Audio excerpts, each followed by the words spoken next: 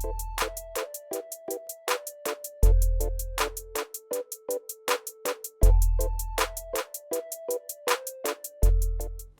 to 5 Mantra Career Point. Myself, Koteshwara, Faculty of GK and Current Affairs. Having 15 years experience, today I present this week current affairs. Dear students, మన 5 Mantra సంబంధించినటువంటి వీడియోస్ని ప్రతి వారం current affairs చూస్తున్నాం. This week December 2nd వీక్లో జరిగినటువంటి important current అఫైర్స్ని ఇప్పుడు ఈ వీడియో ద్వారా మనం చూద్దాం. ఇంటర్నేషనల్, నేషనల్, స్టేట్కి సంబంధించినటువంటి కరెంట్ అఫైర్స్లో డిసెంబర్ 2nd వీక్, ఈ యొక్క 2nd వీక్లో జరిగినటువంటి ఇంపార్టెంట్ కరెంట్ అఫైర్స్ ఒకసారి హెడ్లైన్స్ మనం చూద్దాం. అంటే ఈ యొక్క 2nd వీక్లో ఏం జరిగాయి అని ఒకసారి చూసినట్టయితే, ఎవరెస్ట్ శిఖరం యొక్క ఎత్తు పెరిగింది. అంటే ఎవరెస్ట్ శిఖరం యొక్క ఎత్తు 86 సెంటీమీటర్లు ఎత్తు పెరిగింది, దాన్ని అధికారికంగా ప్రకటించడం జరిగింది. అలాగే జపాన్ దేశం భూమికి 30 కోట్ల కిలోమీటర్ల దూరంలో ఉన్నటువంటి ఒక గ్రహ శకలం నుంచి నమూనాలు భూమిపైకి తీసుకురావడం జరిగింది. అలాగే ప్రపంచంలోనే చంద్రమండలం పైన జెండాను ఎగురవేసినటువంటి ప్రపంచంలో 2nd కంట్రీగా చైనా రికార్డు సృష్టించడం జరిగింది. మొదటి దేశంగా అమెరికా ఉన్నది. అలాగే స్టేట్ న్యూస్ చూసినట్టయితే, హైదరాబాద్ నుండి అమెరికాకు డైరెక్ట్ ఫ్లైట్ సౌకర్యాన్ని హైదరాబాద్లోని శంషాబాద్ రాజీవ్ గాంధీ ఇంటర్నేషనల్ ఎయిర్పోర్ట్ వాళ్ళు రీసెంట్గా అనౌన్స్ చేయడం జరిగింది. 2021 జనవరి 15 నుంచి ప్రారంభం కానుంది. ఓకే, అంటే ఈ వారం జరిగినటువంటి ఇంపార్టెంట్ కరెంట్ అఫైర్స్. అలాగే భారత్ బంద్, కేంద్ర ప్రభుత్వం తీసుకొచ్చినటువంటి రైతు వ్యతిరేక చట్టాలకు వ్యతిరేకంగా దేశవ్యాప్తంగా ఈ యొక్క వారంలోనే డిసెంబర్ 8న భారత్ బంద్ కార్యక్రమం జరిగింది దేశవ్యాప్తంగా. అలాగే రీసెంట్గా ప్రకటించినటువంటి వన్డే ఇంటర్నేషనల్ క్రికెట్ ర్యాంకింగ్స్లో ఫస్ట్ ప్లేస్లో భారత కెప్టెన్ విరాట్ కోహ్లీ ఫస్ట్ ప్లేస్లో ఉన్నాడు. అలాగే ఐపీఎల్లో అత్యధికంగా సంపాదించినటువంటి క్రికెటర్గా MS ధోని ఉండటం జరిగింది. ఓకే, ఈ వారం కరెంట్ అఫైర్స్ ఇవి హెడ్లైన్స్. ఇప్పుడు వాటికి సంబంధించినటువంటి వివరాలు మనం చూద్దాం. క్రమం తప్పకుండా మన 5 మంత్ర కరెంట్ అఫైర్స్ని మీరు గమనించండి. ఖచ్చితంగా వీటిని ఫాలో చేసుకుంటే అన్ని ఎగ్జామ్స్ కూడా ఉపయోగకరంగా ఉంటాయి ఈ యొక్క కరెంట్ అఫైర్స్. డిసెంబర్ 2nd వీక్లో జరిగినటువంటి ఇంపార్టెంట్ కరెంట్ అఫైర్స్ మనం ఒకసారి చూద్దాం. ఓకే, అందులో ఫస్ట్ కరెంట్ అఫైర్స్ 2020 డిసెంబర్ 10న ఇంటర్నేషనల్ క్రికెట్ కౌన్సిల్, అంటే 2020 ఇయర్ ఎండింగ్ వచ్చింది కాబట్టి ఈ 2020లో అత్యుత్తమ ప్రతిభ కనపరిచినటువంటి వన్డే క్రికెట్లో అత్యుత్తమ క్రికెటర్స్కు ర్యాంకింగ్ ఇవ్వడం జరుగుతుంది ప్రతి సంవత్సరం. 2020 ఇయర్కి ఇంటర్నేషనల్ క్రికెట్ కౌన్సిల్ 2020 డిసెంబర్ 10న యొక్క ర్యాంకింగ్స్ని ప్రకటించడం జరిగింది. వన్డే ఇంటర్నేషనల్ క్రికెట్ ర్యాంకింగ్స్ని ప్రకటించడం జరిగింది. అందులో భారత కెప్టెన్ విరాట్ కోహ్లీ ఫస్ట్ ప్లేస్లో ఉండటం జరిగింది. అంటే ఈ టాప్ 10 ర్యాంకింగ్స్లో ఫస్ట్ ఇద్దరు కూడా భారత క్రికెటర్సే ఉండడం జరిగింది. అందులో ఫస్ట్ ప్లేస్లో విరాట్ కోహ్లీ, సెకండ్ ప్లేస్లో రోహిత్ శర్మ. అంటే 2 ఇండియన్స్ కూడా ఈ యొక్క టాప్ 10లో ఫస్ట్, సెకండ్ ర్యాంక్ని సాధించడం జరిగింది భారత క్రికెటర్స్. ఒకసారి మన వాళ్ళ రేటింగ్ పాయింట్స్ మనం చూసినట్టయితే, 2020 డిసెంబర్ 10న International Cricket Council one day cricket rankings ప్రకటించింది. ఆ ర్యాంకింగ్స్లో భారత captain Virat Kohli 870 rating points తోటి ఆయన ఫస్ట్ ప్లేస్లో ఉండడం జరిగింది వరల్డ్లోనే. Virat Kohli 870 points first place. Second ప్లేస్లో Indian opening batsmen Rohit Sharma 842 points తోటి సెకండ్ ప్లేస్లో ఉన్నాడు. అంటే ఫస్ట్ టాప్ 10లో ఇద్దరు క్రికెటర్స్ కూడా ఈసారి ఇండియన్ సంబంధించిన వాళ్ళే ఉండటం జరిగింది, విరాట్ కోహ్లీ అండ్ రోహిత్ శర్మ.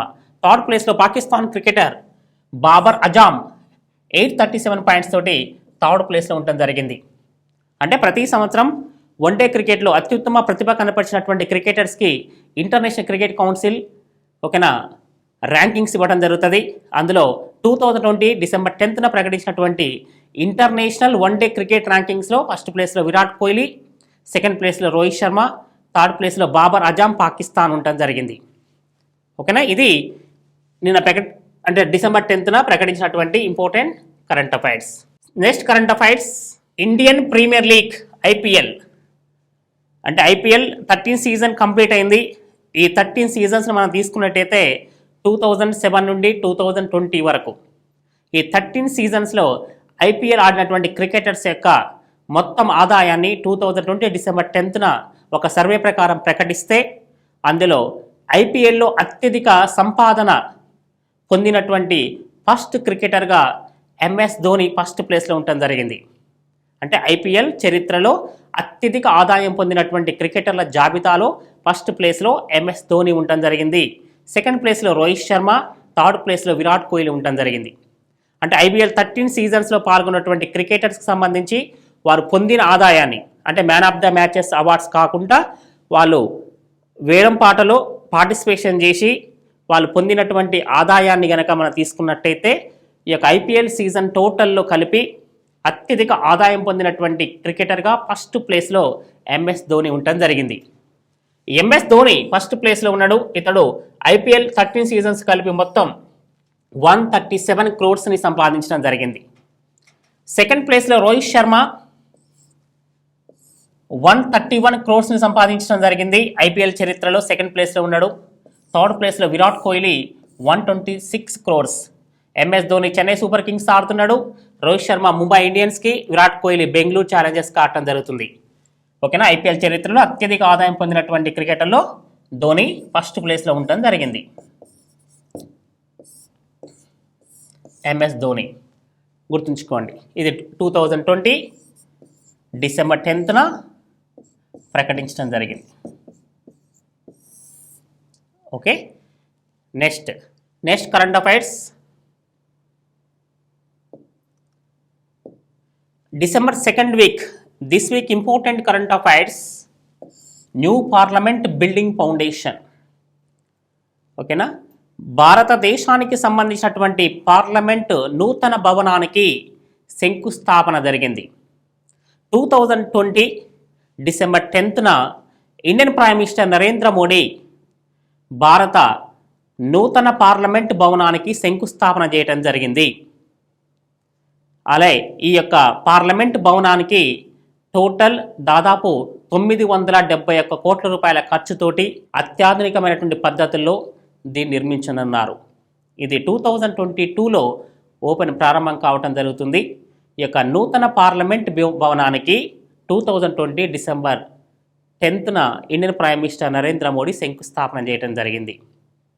ఓకేనా, దీనికోసం పెడుతున్నటువంటి మొత్తం ఖర్చు 971 క్రోర్స్.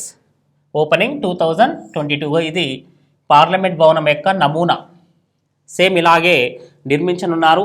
ఇందులో లోక్సభకు సంబంధించి దాదాపు 888 సీట్స్ తోటి, అలాగే రాజ్యసభ 300 అబోవ్ సీట్స్ తోటి ప్రత్యేకమైనటువంటి కొత్త నూతన పద్ధతుల ద్వారా ఈ యొక్క పార్లమెంట్ భవనాన్ని నిర్మించనున్నారు.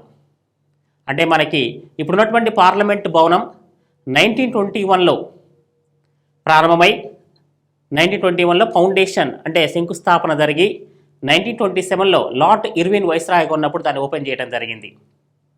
అంటే దాదాపు 93 సంవత్సరాల నుంచి ఆ పార్లమెంట్ భవనం మనకు పార్లమెంటుగా పనిచేస్తున్నది. దాని స్థానంలో ఈ కొత్త పార్లమెంట్ భవనాన్ని నిర్మించనున్నారు. దీన్ని 2022లో ఓపెన్ చేయడం జరుగుతుంది. ఓకేనా, అత్యంత ఆధునికమైనటువంటి పద్ధతుల ద్వారా ఈ బిల్డింగ్ నిర్మాణం జరుగుతుంది. దీనికి శంకుస్థాపన జరిగింది 2020 డిసెంబర్ 10న. Next current affairs. 2020 డిసెంబర్ 9న Hyderabad GMR international airport Shamshabad అధికారులు ఒక ప్రకటన చేయడం జరిగింది. ఇప్పటిదాకా హైదరాబాద్ నుండి అమెరికా వెళ్ళాల్సినటువంటి ప్రయాణికులు ఎవరైతే ఉన్నారో వాళ్ళు అమెరికా వెళ్ళడానికి మధ్యలో ఫ్లైట్ మారాల్సిన పరిస్థితి కానీ, లేకపోతే మధ్యలో ఆల్టర్నేట్ ఫ్లైట్ చూసుకోవడం కానీ జరిగేది. కానీ హైదరాబాద్ నుంచి నేరుగా అమెరికా ఫ్లైట్ సౌకర్యం లేదు. దానికోసం జిఎంఆర్ ఇంటర్నేషనల్ ఎయిర్పోర్ట్ వాళ్ళు 2020 డిసెంబర్ 9న ఒక ముఖ్యమైన ప్రకటన చేయడం జరిగింది. ఈ ప్రకటన ప్రకారం హైదరాబాద్ నుండి నేరుగా అమెరికాలోని షికాగో నగరానికి ఫ్లైట్ సౌకర్యాన్ని ప్రారంభిస్తున్నట్టుగా ప్రకటించడం జరిగింది. 2021 జనవరి 15th నుండి వీక్లీ వన్స్, వారానికి ఒక్కసారి హైదరాబాద్ నుండి అమెరికాలోని షికాగో నగరానికి డైరెక్ట్ ఫ్లైట్ సౌకర్యాన్ని ప్రారంభించనున్నారు. ఈ యొక్క ఫ్లైట్లో 238 సీట్స్ తోటి వారానికి ఒక్కసారి ఈ ఫ్లైట్ హైదరాబాద్ నుండి షికాగో నగరానికి అమెరికాకు డైరెక్ట్ ఫ్లైట్ సౌకర్యాన్ని ప్రారంభించనున్నారు. ఇప్పుడు మనం ఒక సర్వే ప్రకారం చూస్తే హైదరాబాద్ నుండి అమెరికా, అమెరికా నుండి హైదరాబాదు వస్తున్న వారి యొక్క ప్రయాణికుల సంఖ్య ప్రతి సంవత్సరానికి 7 లక్షల మంది ఉన్నారు. ఎప్పుడైతే హైదరాబాద్ నుండి అమెరికాకు డైరెక్ట్ ఫ్లైట్ సౌకర్యం కావాలని ఎప్పటి నుంచో కోరడం జరుగుతుంది. అలా ఆ యొక్క ఫ్లైట్ సౌకర్యాన్ని హైదరాబాద్ ఇంటర్నేషనల్ ఎయిర్పోర్ట్ జిఎంఆర్ సంస్థ 2021 జనవరి 15న ప్రారంభించనుంది. ఇది ఇంపార్టెంట్ కరెంట్ అఫైర్స్. ఈ వారం ఓకేనా ప్రయాణికులకు ఒక తీపి కబురు చెప్పడం జరిగింది జిఎంఆర్ ఆర్గనైజేషన్. 2021 జనవరి 15th నుండి వీక్లీ వన్స్ హైదరాబాద్ నుండి అమెరికాలో షికాగో నగరానికి డైరెక్ట్ ఫ్లైట్ సౌకర్యాన్ని ప్రారంభించనుంది. ఇలా హైదరాబాద్ నుండి అమెరికాకు ఫ్లైట్ సౌకర్యాన్ని డైరెక్ట్ ప్రారంభించడం ఇదే తొలిసారి. ఓకే, 2021 జనవరి 15th నుండి ఈ సర్వీసులు నడపనున్నట్టుగా జిఎంఆర్ సంస్థ పేర్కొనడం జరిగింది. ఇందులో సీట్ల సంఖ్య 238 ఉంటాయి. 2020 డిసెంబర్ 9న ఈ యొక్క ప్రకటన చేయడం జరిగింది. హైదరాబాద్ శంషాబాద్ నుండి అమెరికాలోని షికాగో నగరానికి ఈ యొక్క సర్వీసులు ప్రారంభమవుతాయి. తొలుత వారానికి ఒక్కసారి ఈ యొక్క ఫ్లైట్ని ప్రారంభిస్తారు. తర్వాత దాని యొక్క ప్రయాణికుల్ని బట్టి తర్వాత దాన్ని వీక్లీ 2 times కానీ 3 times కానీ ఎక్స్టెన్షన్ చేయనున్నారు. Hyderabad to America, America to Hyderabad మధ్య ప్రతి సంవత్సరానికి 7 లక్షల మంది ప్రయాణికులు ప్రయాణిస్తుంటారు. ఇది ఈసారి ఓకేనా అమెరికా వెళ్ళే వాళ్ళకి ఇది ఒక ఇంపార్టెంట్ న్యూస్ గుర్తుంచుకోండి. This week important current affairs. Next current affairs 2020 December 9th. మామూలుగా మనకి ప్రతి సంవత్సరం ఇప్పుడు మన కరెంట్ అఫైర్స్ మనం చదువుతున్నప్పుడు ఈ వీక్లో ఉన్నటువంటి ఇంపార్టెంట్ వాటిని మనం చదువుతున్నప్పుడు ఏదైతే ఎగ్జామ్ పాయింట్ ఆఫ్లో యూస్ఫుల్ ఉంటుందో దాన్ని మంచిగా ఇంట్రెస్ట్గా మనం చదువుకొని ఎగ్జామ్ పాయింట్ ఆఫ్లో గుర్తుంచుకోవాలి. ప్రతి సంవత్సరం గూగుల్ ప్లే స్టోర్లో అంటే గూగుల్కి సంబంధించినటువంటి కీబోర్డు పైన ఓకేనా ఎక్కువ మంది ఉపయోగించే పదాలను దాన్ని ఏమంటే అత్యధిక మంది శోధించినటువంటి కీలక పదాలు కీవర్డ్స్ అంటారు. 2020 సంవత్సరానికి గూగుల్లో అత్యధిక మంది శోధించినటువంటి కీలక పదాలు కీవర్డ్స్ని ఒక జాబితా ప్రకటించడం జరుగుతుంది. 2020 డిసెంబర్ 9న ఈ యొక్క జాబితాను అనౌన్స్ చేయడం జరిగింది గూగుల్ సంస్థ. 2020 సంవత్సరానికి గూగుల్లో అత్యధిక మంది శోధించినటువంటి కీలక పదాలు కీవర్డ్స్ని మనం చూసినట్టయితే అందులో మొదటి పదంగా భారతదేశంలో అత్యధిక మంది శోధించినటువంటి గూగుల్ కీబోర్డ్స్ పైన శోధించినటువంటి కీలక పదాలను మనం చూసినట్టయితే అందులో ఫస్ట్ ప్లేస్లో ఐపీఎల్ అనే పదాన్ని ఎక్కువగా శోధించడం జరిగింది. ఇందులో ఫస్ట్ ప్లేస్లో ఐపీఎల్ క్రికెట్కి సంబంధించినటువంటి ఐపీఎల్ ఫస్ట్ ప్లేస్లో ఉన్నది. సెకండ్ ప్లేస్లో కరోనా వైరస్ ఉన్నది. థర్డ్ ప్లేస్లో అమెరికా అధ్యక్ష ఎన్నికల గురించి ఎక్కువగా సెర్చ్ చేయడం జరిగింది. తర్వాత కిసాన్ సమ్మాన్ నిధి పథకం గురించి సెర్చ్ చేయడం జరిగింది, 4th ప్లేస్లో ఉన్నది. 5th ప్లేస్లో బీహార్ ఎలక్షన్స్ ఉన్నాయి.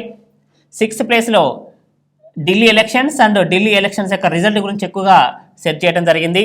తర్వాత 7th ప్లేస్లో నిర్భయ కేస్, 8th ప్లేస్లో లాక్డౌన్ గురించి, 9th ప్లేస్లో భారత్ అమెరికా ఉద్రిక్తలు, 10th ప్లేస్లో రామ మందిర నిర్మాణం గురించి ఉన్నది. 2020 సంవత్సరానికి గూగుల్లో అత్యధిక మంది శోధించిన కీలక పదాలలో భారతదేశంలో టాప్ 10 కనుక మనం చూసినట్టయితే ఫస్ట్ ప్లేస్లో ఐపీఎల్ ఉన్నది. సెకండ్ ప్లేస్లో కరోనా వైరస్, థర్డ్ ప్లేస్లో అమెరికా అధ్యక్ష ఎన్నికల గురించి, 4th ప్లేస్లో కిసాన్ సమ్మాన్ నిధి అనే ఒక పథకం గురించి, కేంద్ర పథకం గురించి, 5th ప్లేస్లో బీహార్ ఎలక్షన్స్, 6th ప్లేస్లో ఢిల్లీ ఎలక్షన్స్, 7th ప్లేస్లో నిర్భయ కేసుకు సంబంధించి, 8th ప్లేస్లో లాక్డౌన్, 9th ప్లేస్లో భారత్ చైనా ఉద్రిక్తలు, 10th ప్లేస్లో రామ మందిరానికి సంబంధించినటువంటి ఈ యొక్క వర్డ్స్ని ఎక్కువగా వెతకటం జరిగింది. 2020 డిసెంబర్ 9న గూగుల్ ప్రకటించినటువంటి అత్యధిక మంది భారతదేశంలో శోధించినటువంటి పదాల జాబితాల కీవర్డ్స్లో ఫస్ట్ ప్లేస్లో ఐపీఎల్ ఉందని గుర్తుంచుకోండి. ఇలాంటివి కూడా ఎగ్జామ్ పాయింట్ ఆఫ్లో అడుగుతుంటాడు, ఇంపార్టెంట్ గుర్తుంచుకోండి. ఇది important current affairs. Next current affairs మనం చూసినట్టయితే ఈ వారంలో డిసెంబర్ 2nd వీక్లో అత్యంత important current affairs big story, Everest శిఖరం యొక్క ఎత్తు పెరిగింది.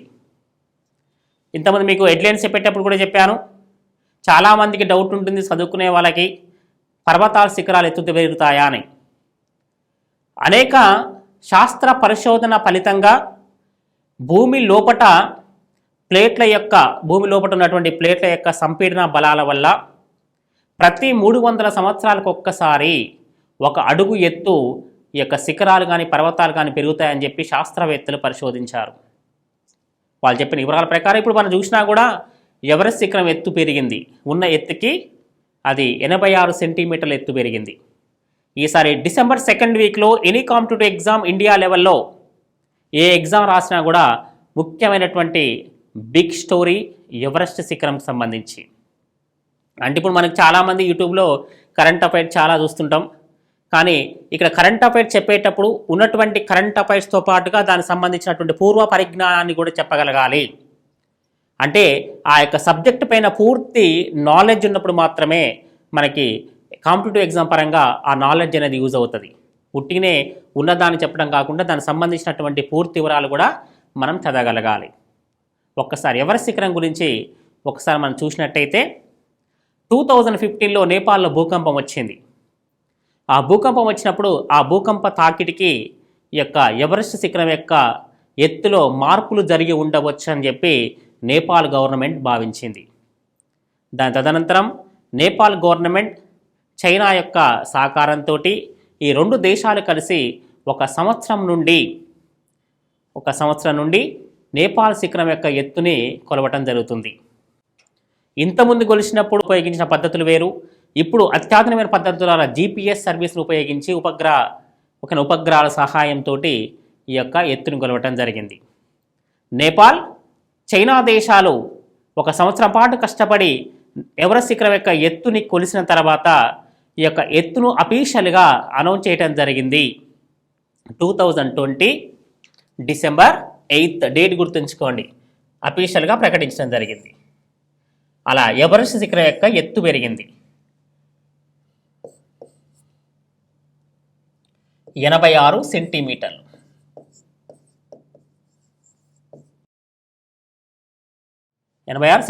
పెరిగింది. ఓకే, ఒక్కసారి వినండి. ప్రపంచంలో అత్యంత ఎత్తైన శిఖరం అని ఎవరెస్ట్ శిఖరాన్ని చెప్తుంటాం.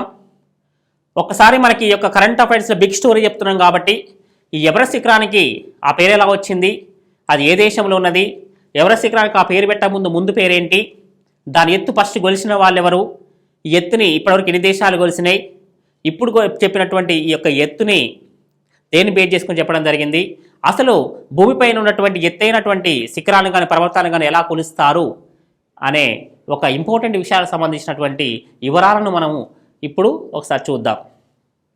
ప్రపంచంలో అత్యంత ఎత్తైనటువంటి శిఖరం అని ఎవరెస్ట్ శిఖరాన్ని చెప్తుంటాం. ఎవరెస్ట్ శిఖరాన్ని అంటే 1830 నుండి 52 వరకు పనిచేసినటువంటి ప్రముఖ సర్వేయర్ జార్జ్ ఎవరెస్ట్ సర్వేయర్గా ఉన్నప్పుడు హిమాలయ పర్వతాల్లో ఉన్నటువంటి అనేక ఎత్తైన ప్రదేశాలను కౌంట్ చేయడం జరిగింది. అందులో భాగంగా ఎవరెస్ట్ శిఖరం యొక్క ఎత్తుని కొలవక ముందు ప్రపంచంలో అత్యంత ఎత్తైన శిఖరంగా కాంచనగంగా భారతదేశంలోని సిక్కిం రాష్ట్రంలో గల కాంచనగంగను మాత్రమే చెప్పుకునేవాళ్ళం. ఎప్పుడైతే భారతదేశ సర్వే ఆఫ్ ఇండియా సంబంధించినటువంటి ముఖ్య అధికారి అయినటువంటి జార్జ్ ఎవరెస్ట్ 1830 నుండి ఆయన 52 వరకు భారతదేశం యొక్క ప్రముఖ సర్వే ఆఫ్ ఇండియా అధికారిగా పనిచేశాడు. ఆయన హిమాలయ పర్వతాల్లో ఉన్నటువంటి అనేక ఎత్తైన ప్రదేశాన్ని కనుగొనడం జరిగింది. తర్వాత హిమాలయాల్లో ఉన్నటువంటి అత్యంత ఎత్తైనటువంటి నేపాల్ దేశంలో ఉన్నటువంటి ఈ ఎవరెస్ట్ శిఖరానికి పేరు పెట్టక ముందు దీనికి ముందు పేరు పీక్ 15. గుర్తుంచుకోండి, ఎవరెస్ట్ శిఖరానికి పీక్ 15 అని పేరు. గుర్తుంచుకోండి, any competitive exam most important question. Everest శిఖరానికి ముందు పేరు పీక్ 15 అనేవారు. ఒకసారి మనం దీని యొక్క చరిత్ర మనం చూసినట్టయితే 1865లో బ్రిటిష్ రాయల్ జియోగ్రాఫికల్ సొసైటీ ఈ పేరును పెట్టడం జరిగింది. పీక్ 15 అనే ఒక శిఖరానికి ఎవరెస్ట్ శిఖరం అనే పేరు పెట్టినటువంటి సంవత్సరం 1865లో బ్రిటిష్ రాయల్ జియోగ్రాఫికల్ సొసైటీ పేరు పెట్టింది. అంటే 1830 వరకు కూడా ఈ యొక్క శిఖరాన్ని పీక్ 15 అనే పేరుతో పిలిచేవాళ్ళు. అసలు ఈ పేరు పెట్టినటువంటి జార్జ్ ఎవరెస్ట్ అనే పేరు ఇంగ్లాండ్ దేశానికి చెందినటువంటి ప్రముఖ సర్వేయర్. మరి ఆయన పేరు పెట్టమని సూచించిన వ్యక్తి ఎవరంటే మన ఇండియానే. ఆ యొక్క సూచించిన వ్యక్తి పేరు మనం ఎక్కడ చెప్పుకోం. అసలు ఎవరు ఆయన అని ఒకసారి చూసినట్టయితే మనకి బెంగాల్ రాష్ట్రానికి చెందినటువంటి రాధానాథ్ సిక్దర్ 1830 నుండి 52 వరకు ఆయన ఈ యొక్క సర్వే ఆఫ్ ఇండియాలో ఒక ప్రముఖ సర్వేయర్గా పనిచేశాడు. బెంగాల్కి చెందిన రాధానాథ్ సిక్దర్ 1830 నుండి 52 వరకు హిమాలయ పర్వతాల్లో ఉన్నటువంటి ఎత్తైనటువంటి శిఖరాలను కొలిసే బాధ్యత తీసుకోవడం జరిగింది. అందులో భాగంగా ఈ యొక్క పీక్ 15 అనే శిఖరాన్ని కొలవటానికి ఈయనకు సంబంధించినటువంటి బృందం హిమాలయ పర్వతాలకు వెళ్ళి అప్పుడున్నటువంటి పద్ధతుల ద్వారా పీక్ 15 అనే ఒక శిఖరాన్ని ఎత్తుని కొలవటం జరిగింది. ఆ ఎత్తుని కొలిసిన తర్వాత దానికి సంబంధించినటువంటి ఒక సర్వేను చేసి ఆ రిపోర్టును ఓకేనా అప్పుడు అధికారిగా ఉన్నటువంటి డైరెక్టర్ ఆండ్రూ స్కాట్ అనే ఒక వ్యక్తికి నివేదిక ఇచ్చింది. అప్పుడు 1852లో ఆయన చేసినటువంటి సర్వే ప్రకారం 29,002 ఫీట్స్గా లెక్కించడం జరిగింది. అంటే ఎవరెస్ట్ శిఖరాన్ని 1852లో రాధానాథ్ సిక్దర్ బృందం లెక్కించినటువంటి వివరాల ప్రకారం పీక్ 15ని ఆయన కౌంట్ చేసినప్పుడు 29,002 ఫీట్స్ అంటే అడుగులుగా ఆయన ఎత్తులు లెక్కిస్తూ ఆ యొక్క రిపోర్టును అప్పుడు ఓకేనా director of general survey of ఇండియాకు డైరెక్టర్ జనరల్గా ఉన్నటువంటి ఆండ్రూ స్కాట్కి ఇచ్చిందన్నట్టు. ఆ యొక్క సర్వేను తీసుకున్న తర్వాత రిపోర్టును ఆయన 3 సంవత్సరాల పాటు ఆ రిపోర్ట్ను పరీక్షించడం జరిగింది. పరీక్షించిన తర్వాత ఇతడు ఓకేనా బ్రిటిష్ ఇంగ్లాండ్ దేశానికి ఆ రిపోర్ట్ని పంపించడం జరిగింది. ఎవరికి పంపించాడు? బ్రిటిష్ రాయల్ జియోగ్రాఫికల్ సొసైటీకి పంపించాడు. పంపించేటప్పుడు ఆ యొక్క రిపోర్ట్లు ఏమనుందంటే ఇది ప్రపంచంలో అన్నింటికన్నా ఎత్తైనదని చెప్పి సిక్దర్ కూడా భావించడం జరిగింది. అప్పుడు భావిస్తూ ఆ రిపోర్ట్ ఇచ్చిన తర్వాత ఆ రిపోర్ట్లు ఏమని రాస్తాడంటే ఈ యొక్క పీక్ 15 అనే శిఖరానికి తన యొక్క గురువు గారు అయినటువంటి తన టీచర్ అయినటువంటి జార్జ్ ఎవరెస్ట్ పేరు పెట్టమని చెప్పి ఆ నివేదికను పంపించడం జరిగింది. అంటే భారతీయ వ్యక్తి ఆ శిఖరాన్ని కౌంట్ చేసిన బృందంలో ప్రధాన మెంబర్గా ఉండి ఆ యొక్క వ్యక్తి తన పేరును కాకుండా తన గురువుగారు అయినటువంటి ఇంగ్లాండ్ దేశానికి చెందిన జార్జ్ ఎవరెస్ట్ పేరు పెట్టాలని చెప్పి నివేదిక పంపించడం జరిగింది. ఆ నివేదిక పంపించిన తర్వాత ఆ యొక్క ఇంగ్లాండ్ ప్రభుత్వం దాన్ని ఓకే చేస్తూ ఆ యొక్క పీక్ 15 అనే శిఖరానికి 1865లో అధికారికంగా ఎవరెస్ట్ అని పేరు పెట్టింది. అలా ఎవరెస్ట్ అని పేరు వచ్చింది. నేపాల్ దేశంలో ఉంటుంది హిమాలయ పర్వతాలు. ఈ యొక్క నేపాల్ శిఖరం దానికి నేపాల్ వాళ్ళు సాగరమాత గౌరీ శంకర్ అనే పేర్లతో పిలుస్తారు. ఇది ప్రపంచంలో ఎత్తైనటువంటి శిఖరంగా అప్పుడు ఈ యొక్క ఇంగ్లాండ్ గవర్నమెంటే ప్రకటించడం జరిగింది. అలా ప్రకటించిన తర్వాత ఏమైందంటే మనకి 1952లో సర్వే ఆఫ్ ఇండియా మళ్ళీ దాని యొక్క ఎత్తుని కొలుస్తూ అధికారికంగా దాని యొక్క ఎత్తును 1955లో గుర్తుంచుకోండి ఎత్తును 29,028 ఫీట్స్ అంటే అడుగులుగా గుర్తించింది అన్నట్టు. ఓకేనా. అప్పుడు లెక్కించిన దాని తర్వాత మరల భారతదేశం సర్వే ఆఫ్ ఇండియా 1955లో మళ్ళీ ఎవరెస్ట్ శిఖరం యొక్క ఎత్తుని కొలిస్తే అది 29,028 అడుగులుగా ఉన్నట్టుగా ఆ యొక్క సర్వే తేల్చింది అన్నట్టు. ఎప్పుడైతే దీన్ని అనౌన్స్ చేసిందో సర్వే ఆఫ్ ఇండియా ఎవరెస్ట్ శిఖరం యొక్క ఎత్తును, ప్రపంచంలో ఒక చైనా దేశం తప్ప మిగిలిన దేశాలన్నీ కూడా దీన్ని ప్రామాణికంగా తీసుకోవడం జరిగింది. అంటే ప్రపంచంలో ఎత్తైన శిఖరం ఎవరెస్ట్ యొక్క ఎత్తును భారతదేశం 1955లో ప్రకటించిన సర్వే ఆఫ్ ఇండియా ఎత్తునే అన్ని దేశాలు అంగీకరించాయి, ఒక్క చైనా తప్ప. అదే అధికారికంగా అన్ని పుస్తకాల్లో కూడా రాయటం జరిగింది. తర్వాత చైనా దేశం మరలా ఏం చేసిందంటే 1975లో మళ్ళీ దాని సొంతంగా ఎత్తుని కొలిస్తే ఒక అడుగు ఎక్కువగా 29,029 అడుగులుగా చైనా గుర్తించింది, లెక్కించింది అన్నట్టు. తర్వాత 1999లో అమెరికా సొంతంగా ఎత్తుని కొలిస్తే 29,035 అడుగులుగా మళ్ళీ అమెరికా వాళ్ళు గుర్తించారు. ఎంతమంది లెక్కించినా కూడా 1955లో భారతదేశానికి సంబంధించిన సర్వే ఆఫ్ ఇండియా చెప్పిన లెక్కనే ప్రపంచ దేశాలు మొత్తం అంగీకరించినాయి.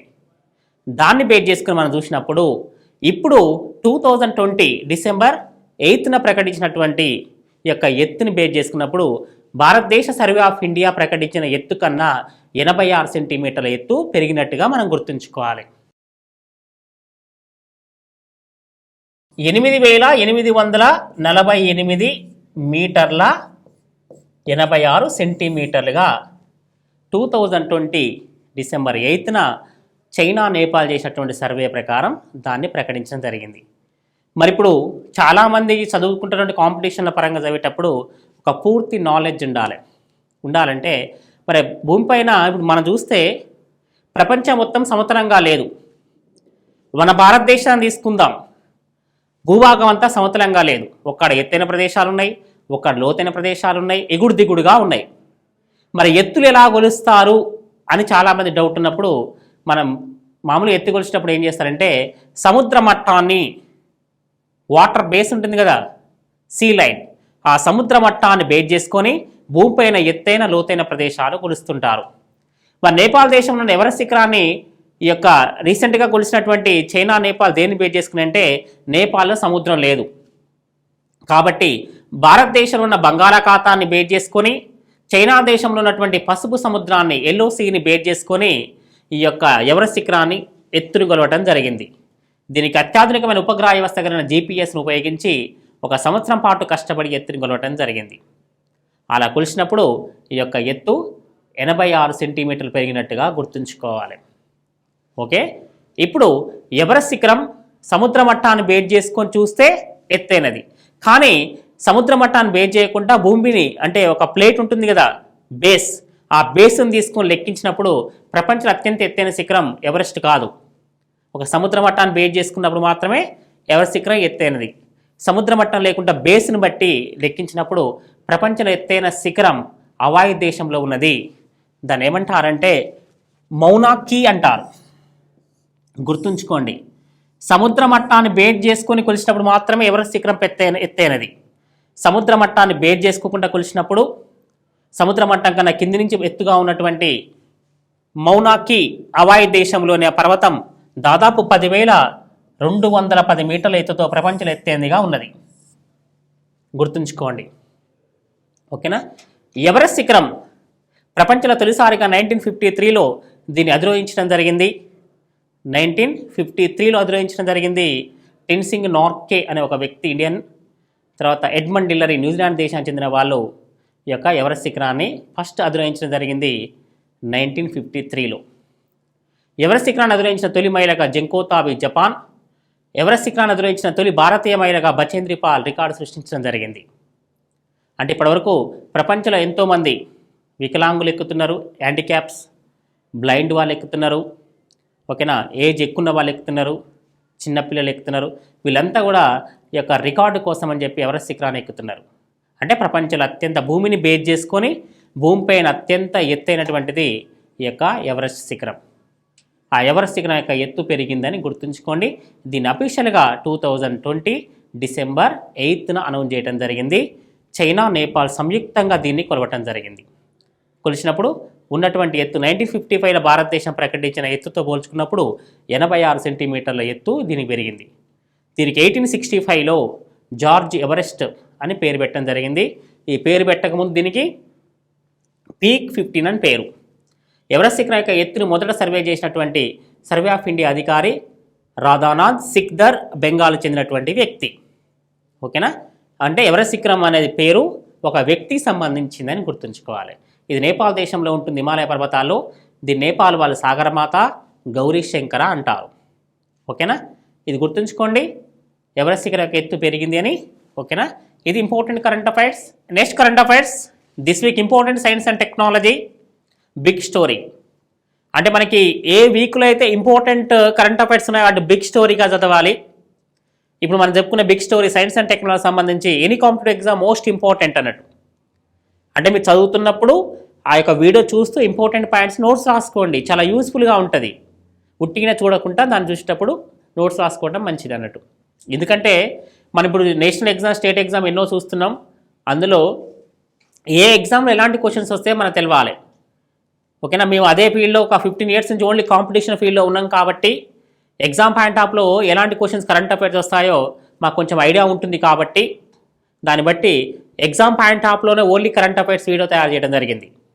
ఈ వీడియో చూస్తే ఖచ్చితంగా ప్రతి ఒక్క ఎగ్జామ్కి మనకి ఏ కాంపిటేటివ్ ఎగ్జామ్ రాసినా ఖచ్చితంగా యూజ్ అవుతుంది కరెంట్ అఫైర్స్. ఓకేనా? ఈ కరెంట్ అఫైర్స్ మనం ఒకసారి చూసినప్పుడు ఇందులో ఈ వారం డిసెంబర్ 2nd వీక్లో big story science and technology సంబంధించి ఓకేనా ఒక గ్రహ శకలానికి సంబంధించినటువంటి నమూనాలను జపాన్ దేశం ప్రయోగించినటువంటి ఒక ఉపగ్రహం భూమిపైకి తీసుకురావడం జరిగింది. మరి ఇప్పుడు మామూలుగా మనకి అనంతమైనటువంటి విశ్వంలో ఎన్నో గ్రహ శకలాలు ఉంటాయి. ఆ గ్రహ శకలాల యొక్క నమూనాలు స్వీకరించడం వలన తీసుకురావటం వలన మరి ఏంటి ఉపయోగం అంటే భూమికి సంబంధించినటువంటి పుట్టుక గురించి తెలుసుకోవడం కోసం జపాన్ దేశం 2014లో ఓకేనా ఈ యొక్క ఉపగ్రహాన్ని ప్రయోగించడం జరిగింది. దీని పేరు అయబుసా 2. గుర్తుంచుకోండి, ఎనీ కాంపిటేటివ్ ఎగ్జామ్ అయబుసా 2 అనే ఉపగ్రహాన్ని 2020 డిసెంబర్ 6న ఓకేనా రియాగు అనే ఒక గ్రహ శకలానికి సంబంధించినటువంటి నమూనాలు తీసుకొని విజయవంతంగా భూమిపైకి రావటం జరిగింది. ఓకేనా? ఒక్కసారి మనం గమనించినట్టయితే గ్రహ శకలాలకు సంబంధించి పరిశోధనలు ప్రారంభించి ఆ గ్రహ శకలం నుంచి నమూనాలు తీసుకొని భూమిపైకి వచ్చిన తర్వాత జపాన్ దేశానికి చెందినటువంటి శాస్త్రవేత్తల బృందం దాన్ని పరిశీలించి ఓకేనా దీని ద్వారా భూమి యొక్క పుట్టుకకు సంబంధించి భూమిని గ్రహ శకలాలు ఎందుకు ఢీకొడుతున్నాయో తెలుసుకునే ప్రయత్నాలు చేయనుంది. ఓకేనా? దీనిని జపాన్ దేశం 2014 సంవత్సరంలో విజయవంతంగా ప్రయోగించింది. దాదాపు భూమికి 30 కోట్ల కిలోమీటర్ల దూరంలో ఉన్నటువంటి ఒక గ్రహ శకలం పేరు రియాగు. 30 కోట్ల కిలోమీటర్ల దూరంలో ఉంది రియాగు అంటే జపాన్ భాషలో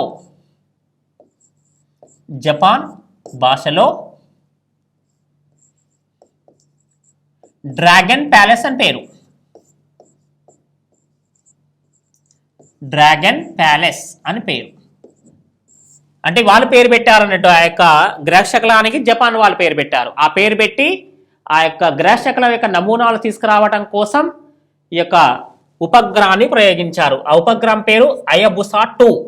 దీన్ని ఎప్పుడు ప్రయోగించారంటే 2014 సంవత్సరంలో ప్రయోగించారు. ఓకేనా? అది 2014లో ప్రయోగిస్తే 2018 సంవత్సరంలో ఆ యొక్క గ్రహ శకలమైనటువంటి రియాగు అనే గ్రహ శకలానికి చేరింది. 4 సంవత్సరాలు ప్రయాణించింది పోయేటప్పుడు. మరి రియాగు అంటే ఏంటి? జపాన్ భాషలో డ్రాగన్ ప్యాలెస్ అని పేరు. అక్కడి చేరి అక్కడ నమూనాలు స్వీకరించడం కోసం 18 నెలల పాటు ఆ గ్రహ శకలానికి సంబంధించిన నమూనాలు సేకరించే పనిలో ఉన్నది.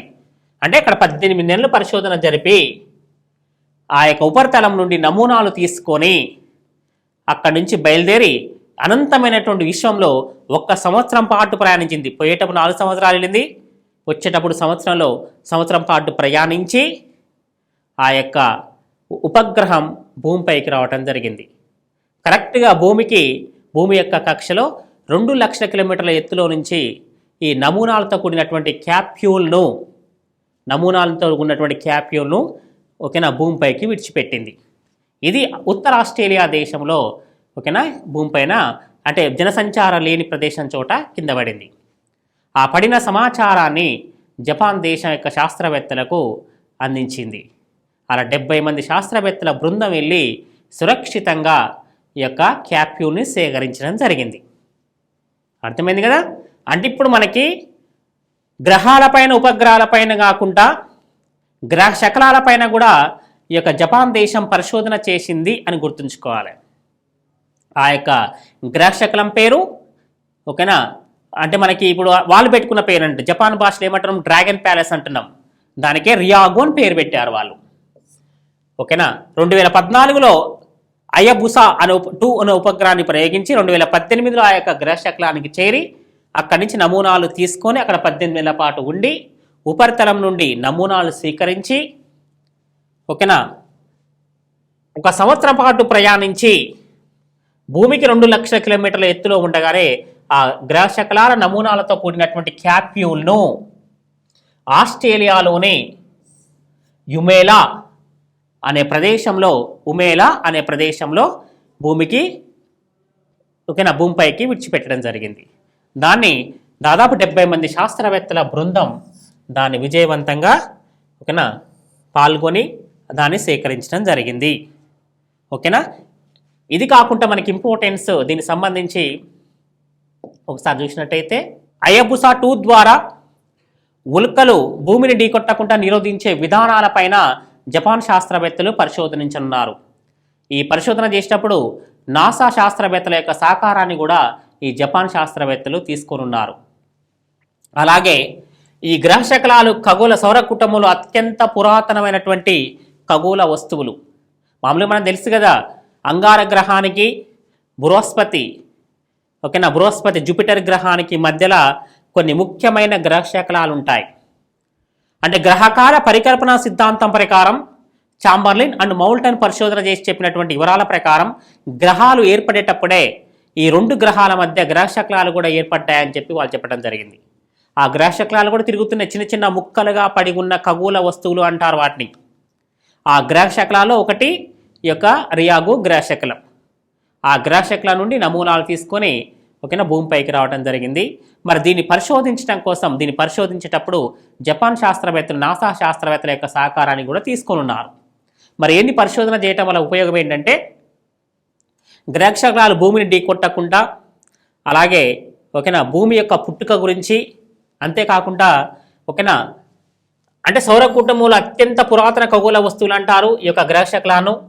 అంతరిక్ష రేడియో ధార్మిక ఇతర వాతావరణ ప్రభావాలు వాటిపైన ఉండకపోవటం వలన అవి కోట్ల సంవత్సరాల నుండి అలాగే చెక్కు చెదరకుండా ఉన్నాయి.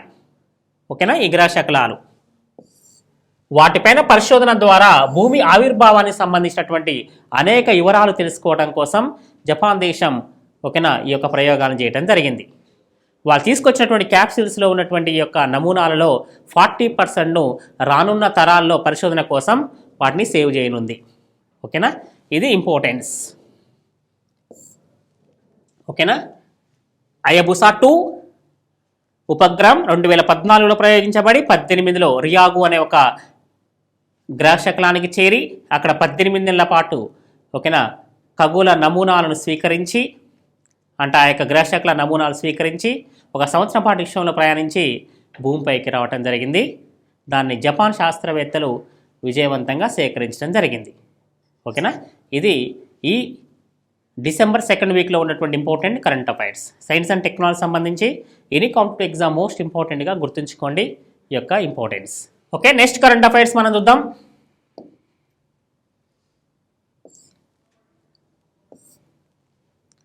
భారతదేశంలో ఉన్నటువంటి ప్రముఖ దేవాలయాలు, ఒక్కొక్క దేవాలయానికి ఒక్కొక్క పద్ధతి ఉంటుంది. అంటే భారతదేశంలో గురు రాఘవేంద్ర స్వామి దేవాలయానికి వెళ్ళామనుకోండి, ఆ యొక్క దేవాలయ ప్రవేశం చేసేటప్పుడు ఎవరైనా మగవాళ్ళు పైన డ్రెస్ నిప్పి లోపలికి వెళ్ళాల్సి ఉంటుంది. అంటే ఇవాళ ఇండియాలో అనేక దేవాలయాలు అనేక రూల్స్ అండ్ రెగ్యులేషన్స్ ఉంటాయి.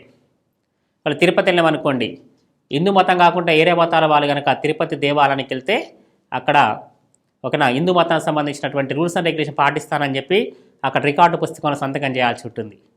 అంటే ఇక్కడ ఒక్కొక్క దేవాలయంలో ఒక్కొక్క పద్ధతి ఉంటుంది. ఇవాళ దేశవ్యాప్తంగా అత్యంత ఓకేనా ఫేమస్ అయినటువంటి టెంపుల్స్లో ఒకటి శబరిమల అయ్యప్ప స్వామి టెంపుల్, కేరళ.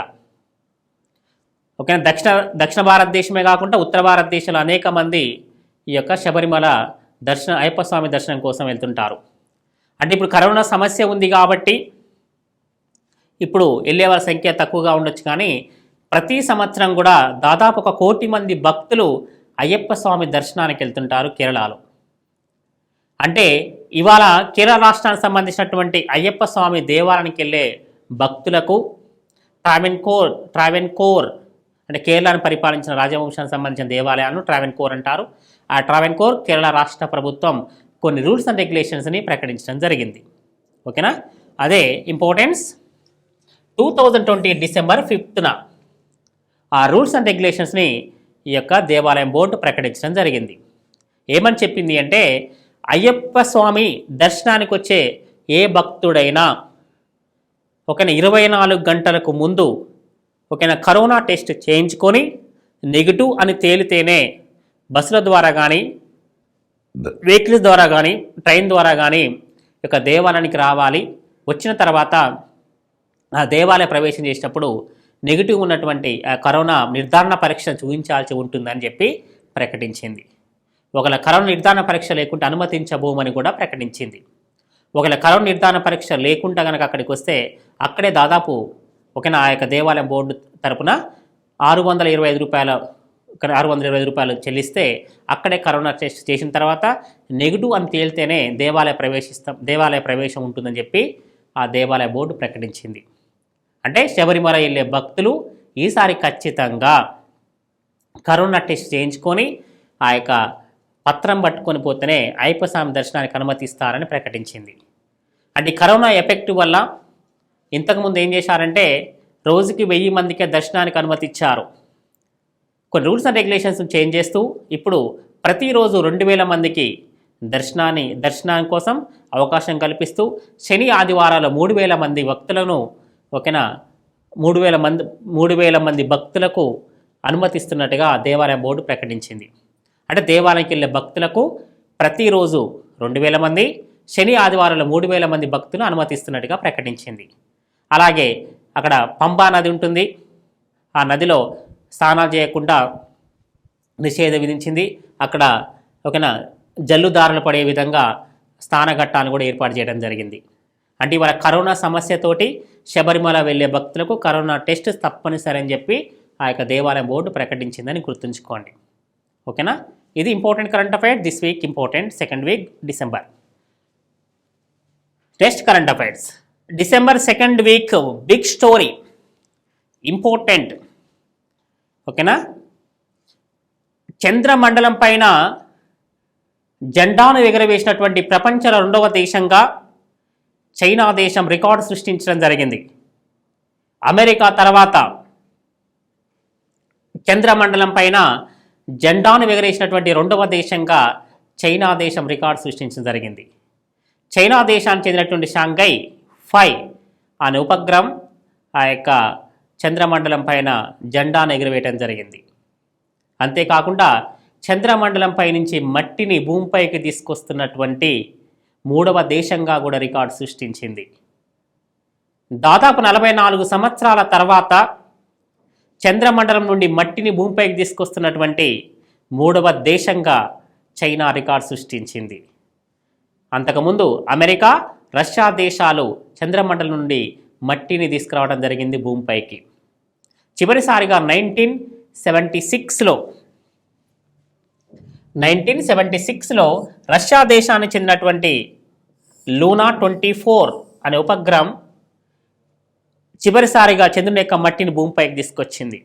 1976లో రష్యా మట్టిని భూమిపైకి తీసుకొచ్చిన తర్వాత చంద్రుని యొక్క మట్టిని మరలా 44 సంవత్సరాల తర్వాత చైనా దేశం ప్రయోగించినటువంటి షాంఘై 5 అనే ఉపగ్రహం చంద్రుని యొక్క మట్టిని భూమిపైకి తీసుకొని రానుంది.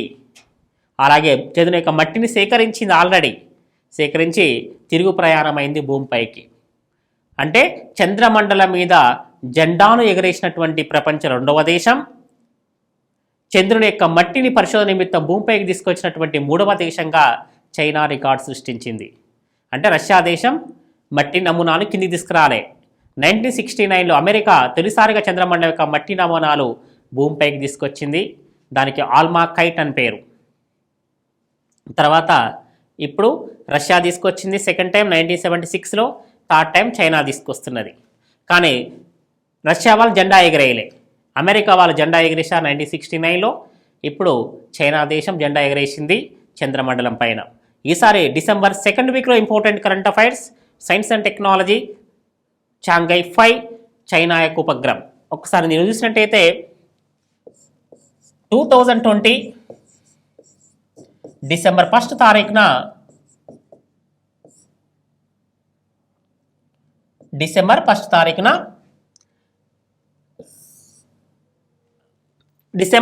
తారీఖున షాంఘై 5 యొక్క ల్యాండర్ అసెండర్ చంద్రునిపైన విజయవంతంగా దిగటం జరిగింది. దానికి అమర్చబడినటువంటి రోబోటిక్ చేయి సహాయంతో అక్కడి మట్టిని శిలను సేకరించింది అన్నట్టు. ఓకేనా? దీనికి అమర్చబడినటువంటి ల్యాండర్ అసెండర్ అనే పరికరాల సహాయంతో చంద్రమండలం మీద దిగి ఆ చంద్రమండలం పైన మట్టిని రోబోటిక్ హ్యాండ్ సహాయంతో అక్కడ డ్రిల్లింగ్ చేసి అక్కడి నుంచి మట్టిని అలాగే శిలను సేకరించి ఈ నమూనాలతోటి అసెండర్ అనే భాగం 2020 డిసెంబర్ 4న గుర్తుంచుకోండి, డిసెంబర్ 4న నింగిలు తీసుకెళ్ళి దానికి ముందు ల్యాండర్ అసెండర్ పైన చైనా జాతీయ జెండా కూడా ఎగరవేయటం జరిగింది. మట్టి నమూనాలు తీసుకొని నింగిలోకి వెళ్ళి మళ్ళీ శాటిలైట్ని అనుసంధానం అవుతుంది. ఒక వాతావరణం మంచిగా, అంటే వాతావరణం కాదు, మనకి అనుకూలమైనటువంటి పరిస్థితులు ఏవైతే ఉంటాయో అనుకూలమైన పరిస్థితి ఉన్నప్పుడు అది తిరిగి భూమిపైకి సురక్షితంగా రానుంది అన్నట్టు. మట్టి నమూనాలు తీసుకొని ఆల్రెడీ కక్షలోకి వెళ్ళిపోయింది. అటు ఉపగ్రహం కక్షలో ఉన్నది, ఇప్పుడు తీసుకొని కిందికి రావటమే. ఆ కిందికి వచ్చిన తర్వాత డేట్ గుర్తుంచుకుంటే సరిపోతుంది. ఓకేనా? ఇక జాతీయ జెండాని ఎగరేసినప్పుడు ఈ జాతీయ జెండా అంటే మన చైనా దేశానికి సంబంధించిన జాతీయ జెండాను అక్కడ ఎగరేశారు. ఈ యొక్క జెండా యొక్క పొడవు చూసినట్టయితే 90 సెంటీమీటర్లు ఉన్నది, వెడల్పు 2 మీటర్లు ఉన్నది.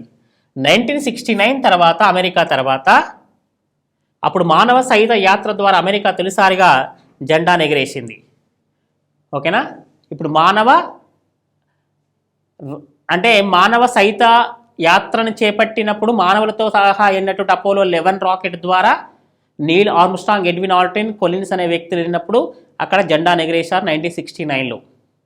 అక్కడ జెండాను ఎగరేసిన తర్వాత చైనా దేశం ఇప్పుడు జెండాను ఎగరేయడం జరిగింది 2020 డిసెంబర్ 4న. ఓకేనా? దాని యొక్క ఎడల్పు పొడవు మనం చూసినట్టయితే పొడవు 90 సెంటీమీటర్లు, ఎడల్పు 2 మీటర్లు ఉన్నది. ఓకేనా? ఇది గుర్తుంచుకోండి. నెక్స్ట్ ఇంపార్టెన్స్ ఏంటంటే ఈ యొక్క మట్టి నమూనాలు తీసుకొని ఈ యొక్క శాటిలైట్లోకి అనుసంధానమైంది. ఓకేనా? అంటే అన్ని రకాలమైనటువంటి పరిస్థితులు అనుకూలంగా ఉన్నప్పుడు ఆ యొక్క షాంఘై 5 అనే శాటిలైట్ ఆ నమూనాలు తీసుకొని భూమిపైకి రానుంది. అంటే ఇక్కడ మనం గుర్తుంచుకోవాల్సిన విషయం ఏంటంటే షాంఘై 5 చైనా దేశం పంపించినటువంటి చంద్రుని యొక్క మట్టిని నమూనాలు తీసుకొని భూమిపైకి తీసుకురావడం కోసం పరిశోధన నిమిత్తం చైనా దేశం ప్రయోగించింది. ఇది ఓకేనా 2020 డిసెంబర్ 26న చైనా దేశం నుండి ప్రయోగించబడింది. డిసెంబర్ 1 2020న దానికి సంబంధించినటువంటి ఓకేనా ల్యాండర్ అసెండర్ చంద్రమండలం పైన దిగటం జరిగింది. దిగిన తర్వాత మట్టి నమూనాలు తీసుకొని జెండా ఎగరేసి 2020 డిసెంబర్ 4న ఆ మట్టి నమూనాలు తీసుకొని మళ్ళా ఉపగ్రహానికి అనుసంధానం కావటం జరిగింది. అదే 2020 డిసెంబర్ 4న జెండాను కూడా ఎగరేయటం జరిగింది. ఓకేనా? ఆ భూమిపైకి వచ్చిన తర్వాత ఆ వచ్చిన డేట్ గుర్తుంచుకుంటే సరిపోతుంది. అంటే ఇక్కడ మనం గుర్తుంచుకోవాల్సింది ఏంటంటే చంద్రమండలం మీద జెండా ఎగరేసినటువంటి రెండవ దేశం అమెరికా, తర్వాత చైనా. మట్టి నమూనాలు భూమిపైకి తీసుకొస్తున్నటువంటి పరిశోధన నిమిత్తం మూడవ దేశం China. First America, second Russia. ఇది గుర్తుంచుకోండి. ఓకేనా? Importance. Next current affairs December 2nd week. Important current affairs మనం చూసినట్టయితే స్టేట్ న్యూస్కి సంబంధించి హైదరాబాద్ మహానగర పాలక వర్గానికి ఎలక్షన్ జరిగినాయి 2020 డిసెంబర్ 1న. ఓకేనా? హైదరాబాద్కి మహానగర పాలక సంస్థకు ఎలక్షన్ జరిగినాయి. 2020 డిసెంబర్ 4న ఫలితాలు ప్రకటించడం జరిగింది ఎలక్షన్ కమిషన్. ఈ ఫలితాలలో ఈసారి టీఆర్ఎస్ అత్యధిక స్థానాలు చేసుకుని అతిపెద్ద పార్టీగా, రెండో పార్టీగా బీజేపీ, థర్డ్ పార్టీగా ఎంఐఎం ఉండటం జరిగింది. కాంగ్రెస్ 2 స్థానాలకే పరిమితం కావటం జరిగింది. అంటే ఈసారి ఓరావరిగా జరిగినటువంటి ఈ యొక్క ఓట్ల లెక్కింపులో 150 స్థానాలు కలిగినటువంటి హైదరాబాద్ మహానగర పాలక సంస్థ 150 వార్డులకు పోటీ జరిగింది. అందులో 150 ఓట్లలో 149 ఫస్ట్ ప్రకటన జరిగింది. తర్వాత నేరేడ్మెట్లో ఓకేనా అంటే స్వస్తిక్ ముద్ర కరెక్ట్గా అరపలేని చెప్పి ఓట్ల లెక్కింపును ఆపడం జరిగింది. తర్వాత దాన్ని కూడా ప్రకటించడం జరిగింది. ఆ నేరేడ్మెట్లో టీఆర్ఎస్ విజయం సాధించడం జరిగింది. మొత్తం 150 స్థానాలను మనం చూసినట్టయితే అందులో అత్యధిక స్థానాలు గెలిచినటువంటి పెద్ద పార్టీగా టీఆర్ఎస్ 56 స్థానాలు గెలుపొందడం జరిగింది. అందులో చివరిసారిగా ఎన్నికలు జరిగినప్పుడు 99 స్థానాలు గెలిచిన టీఆర్ఎస్ పార్టీ ఈసారి 56 స్థానాలకే పరిమితమైంది. బీజేపీ 48 స్థానాలు గెలుపొందడం జరిగింది. అంతకుముందు 4 స్థానాలకే పరిమితమైన ఈ పార్టీ తన యొక్క సంఖ్యను బాగా పెంచుకోవడం జరిగింది. ఎంఐఎం 44 స్థానాలు గెలుపొందింది. అంతకుముందు కూడా 44 స్థానాలే ఉన్నాయి. కాంగ్రెస్ 2 స్థానాలు గెలుపొందింది. అంతకుముందు కూడా 2 స్థానాలే ఉన్నాయి. హైదరాబాద్ మహానగరపాలక సంస్థ పాలకవర్గ ఎన్నికల్లో 2020 డిసెంబర్ 4న ప్రకటించినటువంటి ఫలితాల్లో 150 డివిజన్లలో హైదరాబాద్లో 150 ఫలితాలు ప్రకటించారు. అందులో టీఆర్ఎస్ 56, బీజేపీ 48, ఎంఐఎం 44, కాంగ్రెస్ 2 స్థానాలు గెలుపొందడం జరిగింది. ఓకేనా, ఇది గుర్తుంచుకోండి. State news. ఈ వీక్లో ఇంకొక స్టేట్ న్యూస్ చూసినట్టయితే అంతర్జాతీయ పశు పోషకాల ఉత్పత్తి సంస్థను మహబూబ్నగర్ జిల్లా జడ్చర్ల మండలం పోలేపల్లిలో స్థాపించడం జరిగింది. అంతర్జాతీయ స్థాయి పశు పోషకాల ఉత్పత్తి సంస్థ అంటే ఇంటర్నేషనల్ ఒక ఇంపార్టెంట్ ఇండస్ట్రియల్ను ఇక్కడ మహబూబ్నగర్ జిల్లా జడ్చర్ల మండలం పోలేపల్లిలో స్థాపించడం జరిగింది. ఓకేనా, ఇది నెదర్లాండ్ దేశానికి సంబంధించినటువంటి సంస్థ. నెదర్లాండ్ దేశానికి చెందినటువంటి పరిశ్రమ ఓకేనా పశు పోషకాలను ఉత్పత్తి చేస్తారు. ఇది న్యూట్రికో గుఫ్కు సంబంధించినటువంటి ఒక నెదర్లాండ్ సంస్థ. ఇక్కడ తయారైనటువంటి పశు పోషకాలకు సంబంధించినటువంటి యొక్క తయారీ సంస్థ ఇక్కడ ఉత్పత్తి అయిన వాటిని దక్షిణాసియా దేశాలకు కూడా ఎక్స్పోర్ట్ చేయనుంది ఇక్కడి నుంచే. అంటే ఈ యొక్క పరిశ్రమ స్థాపన ఇక్కడ జరగటం వలన లోకల్గా ఉన్నటువంటి కొంతమందికి ఎంప్లాయ్మెంట్ ఇవ్వనున్నట్టు కూడా ప్రకటించింది. ఈ సంస్థను 2020 డిసెంబర్ 7న ప్రారంభించారు. అంటే ఇక్కడ మనం గుర్తుంచుకోవాలి అంటే ఇప్పుడు తెలంగాణకు అనేక ఇంటర్నేషనల్ పరిశ్రమలు వస్తున్నాయి కదా, అందులో భాగంగా నెదర్లాండ్కి చెందినటువంటి అంతర్జాతీయ పశు పోషకాల తయారీ సంస్థను ఎక్కడ స్థాపించారని అడుగుతాడు. మహబూబ్నగర్ జిల్లా జడ్చర్ల మండలం పోలేపల్లి అని గుర్తుంచుకోవాలి. ఎప్పుడు స్థాపించారు? 2020 డిసెంబర్ 7న. దాన్ని ఏమంటారు? పరిశ్రమ పేరు ట్రౌన్ న్యూట్రిషన్ పరిశ్రమ అంటారు. ఇది నెదర్లాండ్ దేశానికి సంబంధించింది. ఇక్కడ నుండే దక్షిణాసియా దేశాలకు కూడా ఎక్స్పోర్ట్ చేయనున్నారు. ఓకేనా, ఇది నెదర్లాండ్ దేశానికి చెందినటువంటి న్యూట్రికో గ్రూప్కి సంబంధించిందని గుర్తుంచుకోండి. ఇది తెలంగాణలో స్థాపించబడిన ప్రముఖ పరిశ్రమ అని గుర్తుంచుకోండి. అలాగే ఇంపార్టెన్స్ ఒకటి కరెంట్ అఫైర్స్ మనం గుర్తుంచుకోవాలి ఏంటంటే ఇవాళ తెలంగాణ దేశవ్యాప్తంగా టోల్ గేట్స్ ఉంటాయి. ఆ టోల్ గేట్స్ వెహికల్స్ వెళ్ళేటప్పుడు ఆ టోల్ ఫ్రీ వసూలు చేస్తుంటారు. అంటే గవర్నమెంట్ పర్మిషన్తో అక్కడ బ్రిడ్జిగా నేను కట్టినప్పుడు ఒక ప్రైవేట్ సంస్థకు టోల్ ఫ్రీని అప్పచెప్తారు.